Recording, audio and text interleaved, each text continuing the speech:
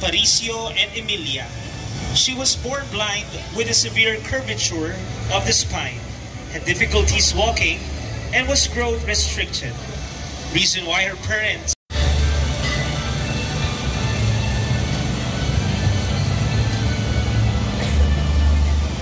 He was born in Poland on May 18, 1920.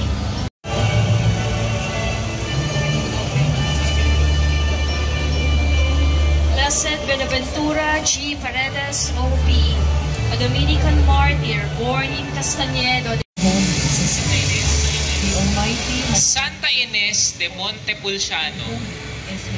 She was born in Grasciano, Italy on January 18, 12.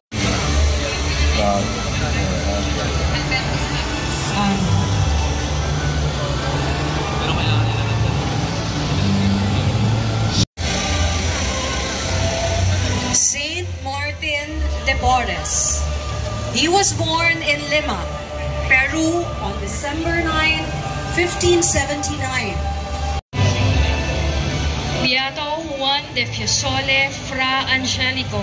He was a Dominican friar and Italian Renaissance painter of the early Renaissance.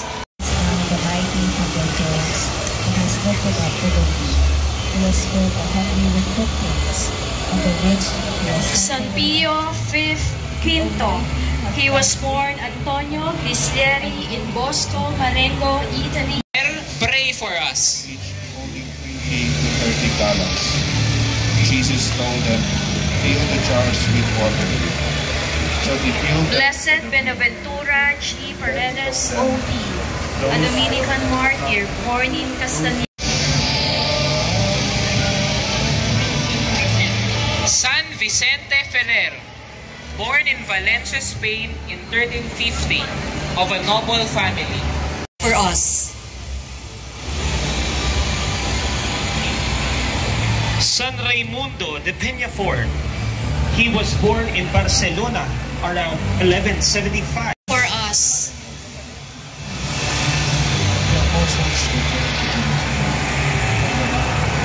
Santa Rosa de Lima.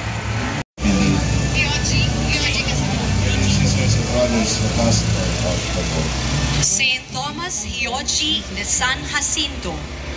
He was born of Christian Japanese parents. Talagang guest lang siya dahil si Maria gusto magsingki sa mga tao. Kaya pumunta din sa kusina. Santa Clara de Asis. The surroundings of UST were originally called the Sulucan Estate. The whole area, as history dictates, was owned.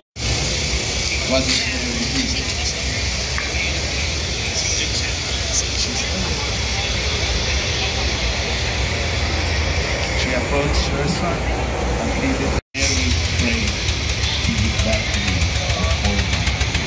Santo Naway nangyari sa akin ang sinasabi. Bago pa San Francisco de Asis.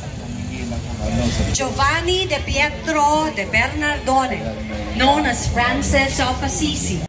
mag-discuss for her children. Santo Tomas de Aquino. Tomas was born in Roca Seca, Italy in 1225 of a noble. Dasal ng Santo Rosario tayo papakita. Was incarnate of the Virgin Mary became man. For our sake he was crucified under Pontius Pilate. He suffered death and was buried, and rose again on the third day in accordance with his word. He ascended into heaven and seated at the right hand of the Father. He will come again in glory to judge the living and the dead. His kingdom will come.